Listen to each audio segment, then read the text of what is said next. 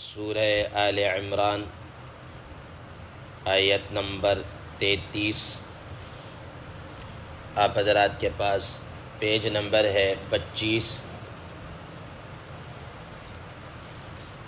اعوذ باللہ من الشیطان الرجیم، بسم اللہ الرحمن الرحیم۔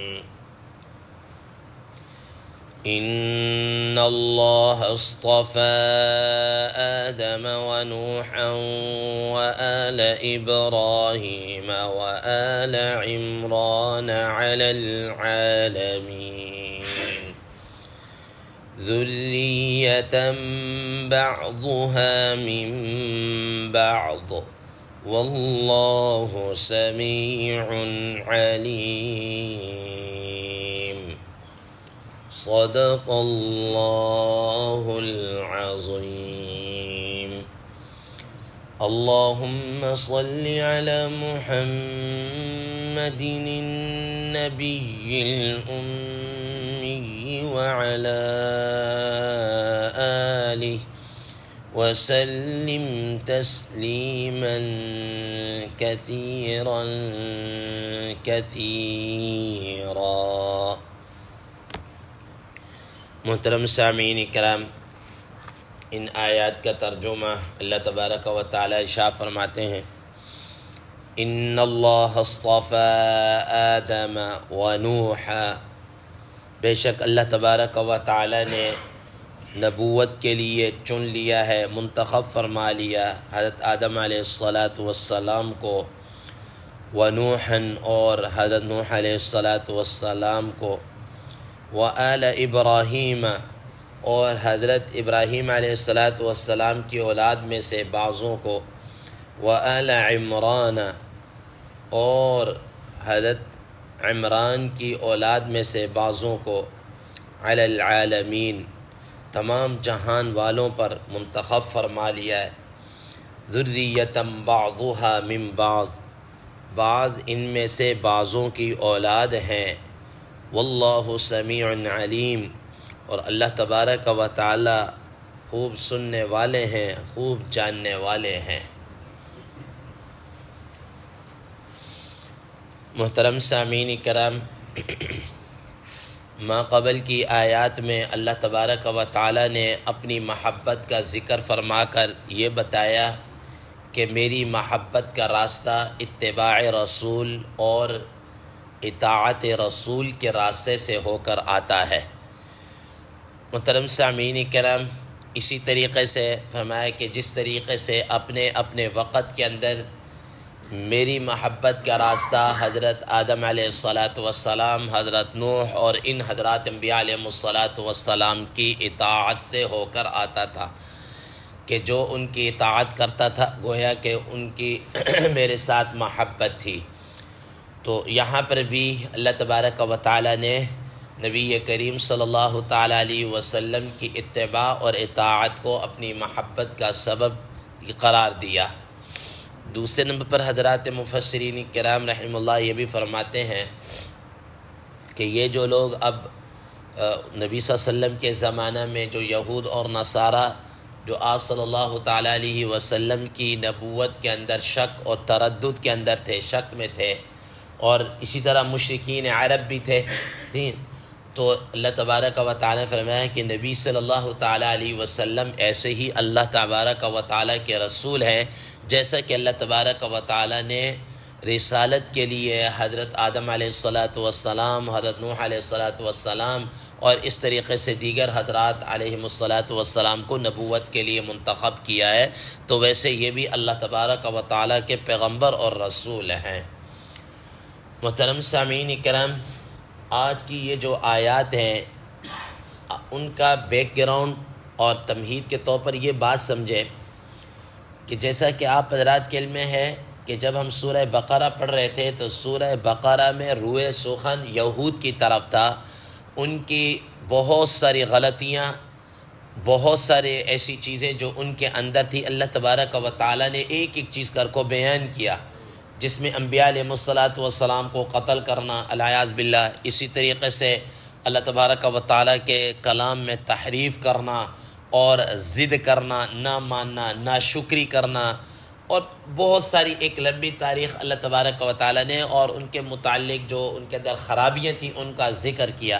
اس وجہ سے روئے سخط زیادہ تر یہود کی طرف تھا، اور اس صورت کے اندر چونکہ نصارہ ہے تو روئے سخط زیادہ تر نصارہ کی طرف ہے۔ اور جیسا کہ اس صورت کے ابتدا کے اندر بھی شان نزول کے اندر بتا دیا گیا تھا کہ عیسائیوں کا جو وفد نجران سے آیا تھا اس کے بیک گراؤنڈ کے اندر، پس منظر کے اندر یہ آیات آئیں، اور جس میں یہ مسیح علیہ الصلاۃ والسلام اور عیسائیوں کے جو مختلف عقائد اور نظریات ان کا رد بھی ہے اور ان کو بیان کیا گیا ہے۔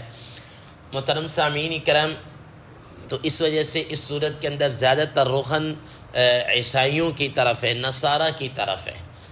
محترم سامعین کرام، آج کی یہ آیات حضرات مفسرین کرام رحم اللہ فرماتے ہیں کہ ایک طرح سے آنے والے مسائل کی تمہید کے طور پر ہے، تمہید ہے۔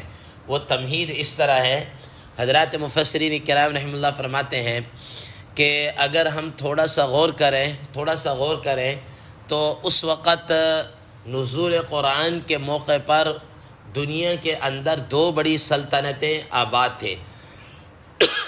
آپ کہہ لیجئے دو سپر پاور تھیں، ایک سپر پاور کسریٰ کہلاتی تھی اور ایک سپر پاور قیصر کہلاتی تھی۔ یعنی کہ ایک سپر پاور ایران کی حکومت اور ان کے ماتحت جو سلطنتیں تھیں، اور دوسرے روم کی سلطنت تھی اور اس کے ماتحت جتنی بھی سلطنتیں آتی تھیں۔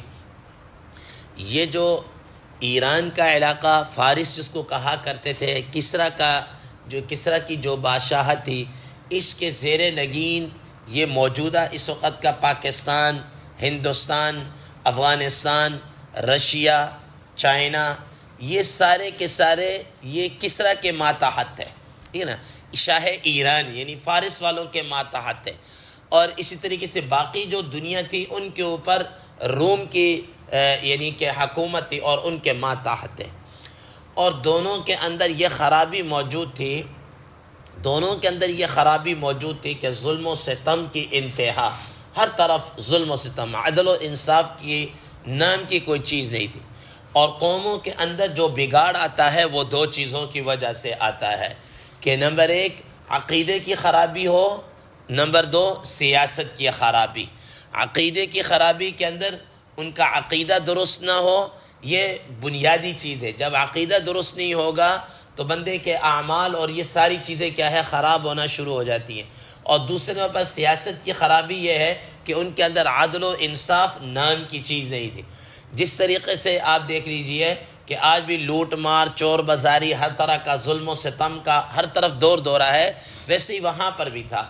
اس وقت بھی جناب جو طاقتور تھا وہ کمزور کو کھا جاتا تھا، کمزور کے اوپر اس کی ساری طاقت کیا ہے، لگ جاتی تھی، وہ کمزور ظلم کی چکی کے اندر پستا رہتا تھا۔ بعینی آج کل بھی یہی صورتحال ہے کہ آج بھی ظالم ظلم کر رہا ہے اور مظلوم طبقہ یہی کمزور قسم کے افراد ہیں۔ نہیں تو آپ دنیا کی موجودہ صورتحال کے اوپر اور تھوڑا سا پیچھے چلے جائیں، تقریباً 40-50 سالہ جو آپ کی زندگی ہے اس کے اندر دیکھ لیجئے، یہی آپ کو صورتحال نظر آ رہی ہوگی کہ دنیا کے اندر جس طرح وہاں پر دو سپر پاور طاقتوں نے سب کچھ اپنے ماتحت کیا ہوا تھا، تو اس وقت بھی آج سے 30-40 سال پیچھے چلے جائیں تو امریکہ اور روس کی جو سپر پاور تھی، دونوں نے اپنے اپنے طور پر کیا ہے ظلم کا بازار گرم کیا ہوا تھا۔ رشیا، افغانستان اور اس کے جہاں چل رہا تھا وہاں پر جناب اللہ اس نے ظلم کا بازار گرم کیا ہوا ہے۔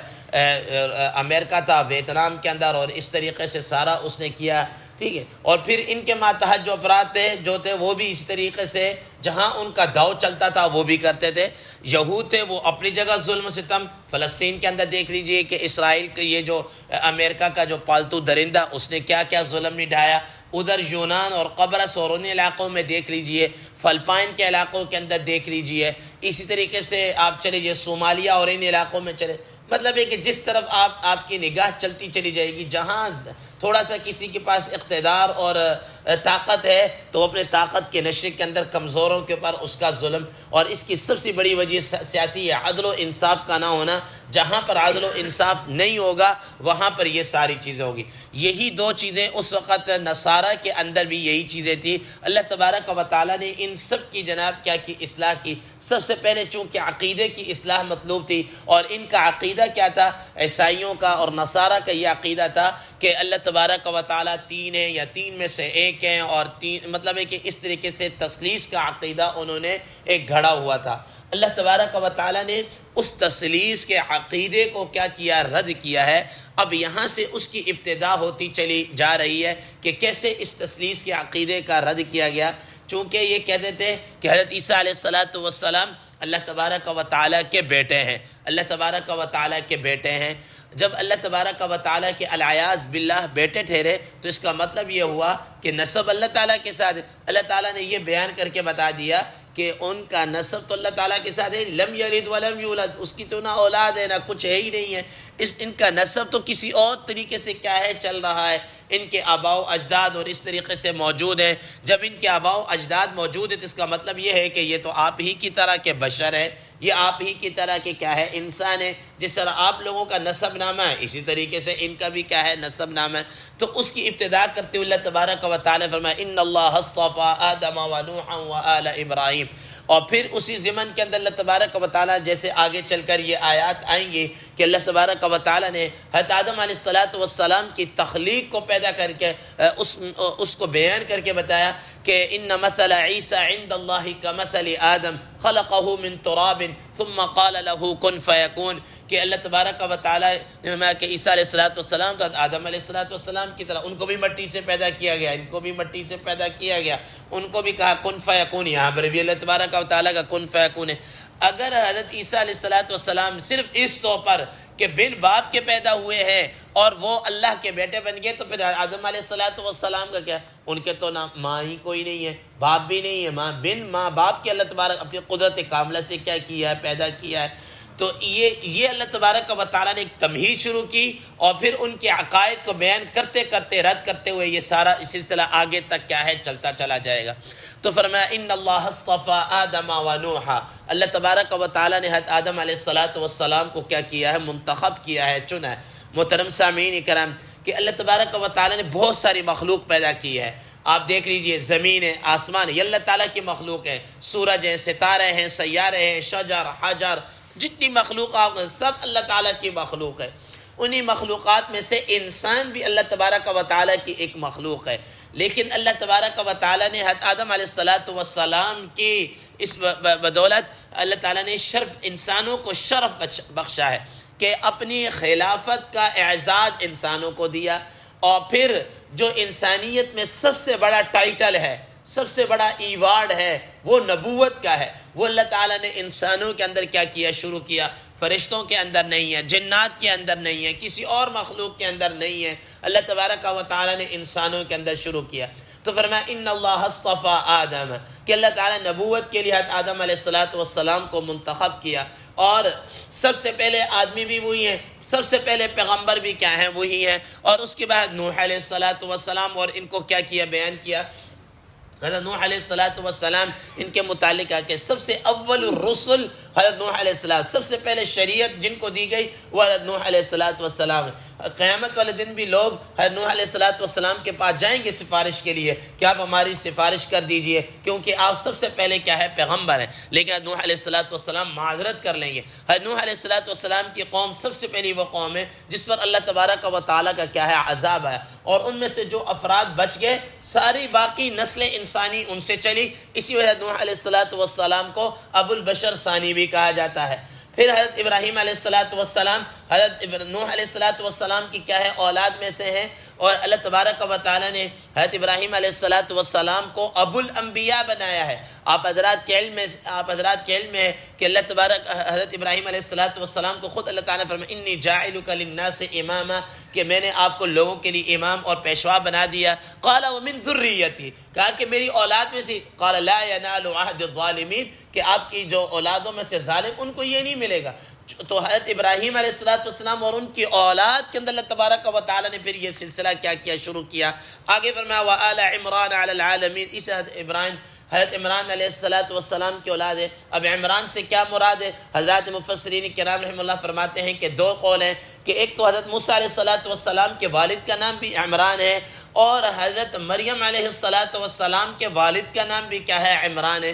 اب یہاں پر آل عمران سے دونوں مراد ہو سکتے ہیں، دونوں مراد ہو سکتے ہیں. حضرت موسیٰ علیہ السلام کے والد کے ان کے اولاد میں آگے اللہ تعالیٰ نے نبوت کا سلسلہ چلایا، اور حضرت عمران علیہ السلام بھی ہو سکتے ہیں کہ عیسیٰ علیہ السلام اور اس طریقے سے آگے ان کے اولاد میں سلسلہ چلا. لیکن حضرات مفسرین کرام رحمہ اللہ فرماتے ہیں کہ قرین قیاس یہی ہے کہ جس طریقے سے آگے بات گفتگو چل رہی ہے حضرت عیسیٰ علیہ السلام اور ان کی والدہ حضرت مریم علیہ السلام کے، تو اس سے مراد حضرت عمران حضرت مریم کے والد ہی ہو سکتے ہیں. تو اور فرمایا کہ ان دونوں کے درمیان موسیٰ علیہ السلام کے والد اور ان کے والد عمران کے درمیان تقریباً ایک روایت کے مطابق جس کو علامہ روح المعانی رحمہ اللہ نے نقل کیا کہ 1800 سال کا بیچ میں گیپ ہے. وہ موسیٰ علیہ السلام کا زمانہ اور ان کے والد 1800 سال پہلے کا ہے اور یہ 1800 سال بعد کے. اور دیگر بعض روایات اگر 1800 نہیں تو کم از کم 1000 سال یا اس سے ابو ہی ہے، اس سے اوپر ہی ہے. تو فرمایا کہ یہ ہم نے ان کو کیا کیا ہے، یہ اس طرح چلے. آگے اللہ تعالیٰ نے فرمایا ذُرِّيَّةً بَعْضُهَا مِن بَعْضٍ کہ دیکھیں یہ ایک دوسرے کی بعضوں کی ایک دوسرے کی کیا ہے؟ اولاد ہے، ایک دوسرے کی اولاد. حضرت آدم علیہ السلام ابو البشر ہو گئے، اس کے بعد نوح علیہ السلام ان کی اولاد میں سے چلتے آ رہے، حضرت ابراہیم علیہ السلام نوح علیہ السلام کی اولاد میں سے، پھر آل عمران کہہ لیجیے حضرت موسیٰ علیہ السلام ہی کیوں نہ مراد لے لیں یا ان کے والد حضرت ابراہیم علیہ السلام کی اولاد نسلم بعد نسل چلتے چلتے وہ آ رہے. اگر حضرت عمران لے لیں تو یہ بھی جناب اللہ اسی حضرت ابراہیم علیہ السلام کی اولاد میں سے چلتے چلتے کیا ہے. تو اللہ تبارک و تعالیٰ گویا فرمائے کہ ان کا سلسلہ نسب تو تمہارے سامنے ہے، ان کا سلسلہ نسب، جب ان کا سلسلہ نسب ہے تو یہ اللہ تعالیٰ کی کیسی اولاد ہو سکتی ہے؟ ذُرِّيَّةً بَعْضُهَا مِن بَعْضٍ یہ بعضوں کی بعض کیا ہے؟ اولاد. تو اس طرح اللہ تبارک و تعالیٰ نے یہی سے اس کی ابتدا کر دی، بنیاد کر دی، ان کے مشرکانہ عقائد کو اور رد کرنا شروع کر دیا، اور آگے تک کیا ہے چلتا جائے گا. بات لمبی ہو رہی، انشاءاللہ مزید آگے بھی چلیں گے. واللہ سمیع علیم. اللہ تبارک و تعالیٰ خوب سننے والے ہیں، جاننے والے ہیں.